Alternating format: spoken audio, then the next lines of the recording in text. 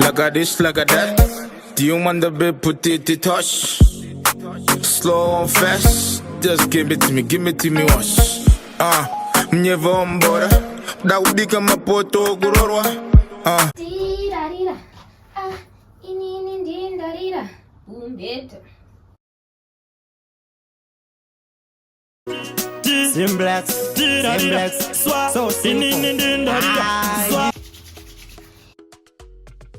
If you are wondering why I'm still wearing the same dress from my room tour video, provided that you watch my videos, actually, it's because I'm filming on the same day. I was like, okay, Yemu, you already have makeup on, so why not just kill two birds with one stone? Can you guys tell how much I love this new mirror of mine? Am I the only one who gets hungry after putting on lip gloss? Because I'll be like, damn, Yemu, look at that, I want to eat you. That's what he said. I'm joking. Anyways, I've not actually said hi to you guys. Hi guys. This is so weird because I literally just came from filming one video and now I'm already talking again. Life of a content creator. This is how it really is. Hi guys, welcome back to my YouTube channel. If you're new here, my name is Yemrai Choto. Keep up with the vibes. If you're a returning subscriber, if you're a returning subscriber, thank you so much for joining us again. I hope you enjoyed today's video. If you're new here, thank you so much for joining us today. I hope you like it here and I hope you get to stay by the time I upload this video, because this video is gonna go up next week. Is a vlog. The week after that should be this one. So this video should be going up in 2 weeks. And in 2 weeks, hopefully, I'll be at 8K. So I'm praying that we'll be at 8K. So let me just say it. Thank you guys so much for 8,000 subscribers. Okay, maybe you're dreaming a bit too big. But you know what? If your dreams do not scare you, they're not big enough. So yes, I'm going to go ahead and say thank you guys so much for 8K. Even if we haven't reached 8,000 subscribers yet, I know that we're going to hit it with you guys' support, as you guys are absolutely smashing it, to say the least. Thank you guys so much for that. Dramatic much. Thank you. Okay, that's before we get into today's video. As I said, I'd just like to thank you guys for the unending love and support. I see your DMs, I reply to your DMs, I see your reposts, I like reposting your story you mentioned. I just love you guys. I truly just love you guys. In today's video, guys, I'm basically just going to be talking about how I managed to travel to Australia during COVID. This is the third and last part of my how I managed to move to Australia series.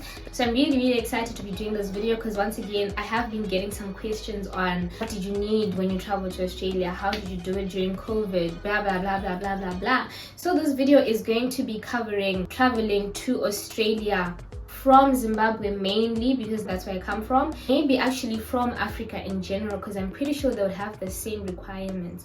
I'm not too sure, but yes, that's basically what I'm going to be covering in this video. So sit tight, enjoy the video, grab a snack, and yeah.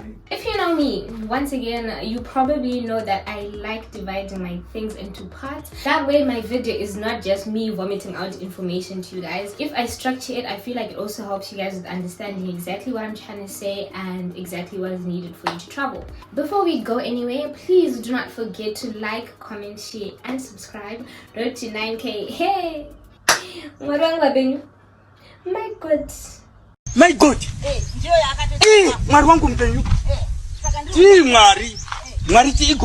Ew. 9K now. 9K, but it's big. Thank you. With 9K subscribers. Guys, I'm actually dreaming too big. Right now, I'm just going to dive into the before I traveled, what I needed to make sure that I have and stuff like that. So just to give you guys a bit of a backstory, I'm a first year mechanical engineering student at the at Deakin University in Australia. I'm from Zimbabwe. I traveled to Australia in February. So I left Zimbabwe specifically on the 18th of February and I got to Australia on the 22nd of February. So in this video, I'm going to be explaining that more. And yeah, if you didn't get to watch my how I managed to apply to Australia, I did mention in that video that my student visa only took about 12 working days to come out. This is the subclass 500. They have different like numbers or different codes. I don't know what they are, depending on what kind of visa you're on. So mine is a student visa, subclass 500. So what I did is that in our family, there's a tradition of when you go to university, someone takes you, right? For Jessie, my other older sister, my parents took her. So for me, my sisters were like, let's go. And also it was my sister's birthday, so we're like, it's another sistercation, let's go with it. When you're traveling to Australia, obviously there's different airlines, and different airlines pass through different places, countries, whatever. So we decided to use Emirates. We stopped in Dubai, so that is where we celebrated my sister's birthday, and then obviously I had to carry on the journey by myself to Australia. Are my braids falling? No, they're not. So what we did is that for my flight tickets, right, we booked Harare to Dubai, then Dubai to Melbourne. Melbourne is in Australia. So with Emirates, it passes through Dubai, United Arab Emirates. So the whole flight, which is one way, because it's Harare, Dubai, Melbourne, was 2,000. I'm also going to be giving you guys the breakdown of the finances, because I feel like that is also just another thing that I would want to know if I was to watch a video on how someone traveled. I'd want to know how much it was to do whatever they did. So my flight ticket, the total came up to about 2.8k. If I must say, Emirates is quite pricey. Passing through Dubai is pricey. If it wasn't for my sister's birthday, I would have probably used Qantas or what's this one, Qatar Airways. Emirates is a bit pricey, so it was about 2.8k. But then because I'm a student and they have student discounts, it came down to $2,400. And I was honestly lucky, because literally what happened is we went to Emirates back in Harare, and the lady was like, are you a student? I'm like, yes. And they're like, oh, we have student discounts, please provide your letter of acceptance. And then I showed her my letter of acceptance, and then she was like, oh, okay, fine. And we got about $400 deducted from that. Trust me guys, that $400 goes a long way. So if you're a student and you're booking for your flight, make sure that you do mention that you're a student, and always have your letter of acceptance close by. We left Zimbabwe on the 18th of February, and that was a 9-hour flight to Dubai, and then we arrived in Dubai the following day. It was basically a night flight, which I prefer because that means that I can just, sleep. We got into Dubai, we got checked into our hotel, and it was a sistercation of vibes for us to go to Dubai. Obviously there's certain documents that I needed, such as a COVID test, negative PCR COVID test, my passport, and because I was also staying in Dubai with my sisters, I needed a tourist visa for Dubai, $150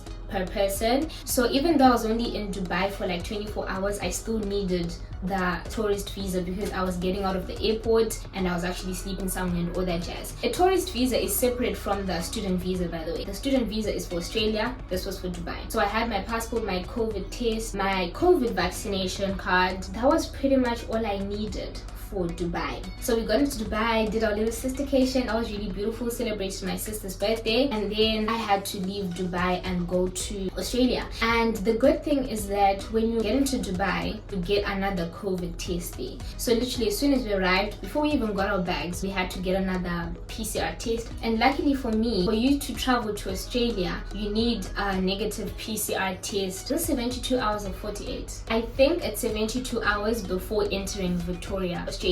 So luckily I already had that test, so I don't need to pay for that because that test is free of charge as soon as you enter Dubai at the airport, literally. I was very lucky for the COVID testing. I also forgot to mention that the COVID test that we got in Zimbabwe, I'm gonna put you guys on right now. We use Mars. You can find them right opposite Parirenyatwa. It's a COVID testing center, and yes, they're reliable, and yes, they're not fake, and it's only $30 because if I'm not mistaken, some COVID centers are $60 for a COVID test, and this one is $30. So if you need a COVID test and you're traveling, go to Mars, and I think the results you can get them after 6 hours on the same day.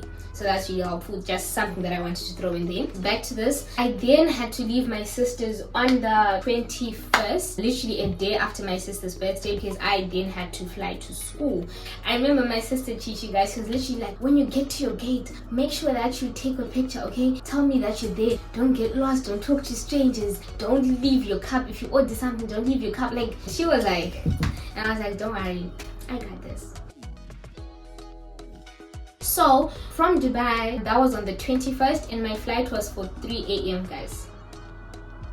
and then check-in was at midnight. So at midnight my sisters dropped me off, said bye, blah blah blah. Also, yes, another thing that I forgot to mention, guys, before you travel, I think most Zimbabweans have a vaccination card that looks like this. If it was not activated, it is going to be of no use. What you want to do is that get it activated. So you see this barcode right here. So basically all you have to do is go to the Ministry of Health in Harare. You can literally find the address on Google because I forgot where it is, but yes, go to the Ministry of Health and at reception just tell them that you want to get your vaccination card activated, and then they'll direct you. It's free. It literally takes like 10 to 15 minutes. What happens is that if your vaccination card is not activated, you cannot read this. Please bear in mind that you are traveling international, and other countries, first world countries, have way more advanced vaccination cards or proof of vaccination. So when you get to the airport and you show them this, they're going to be like, what is this? So if you get this activated, they can then scan this barcode, and the type of vaccination that you got will then appear. So for example, I got Sinopharm.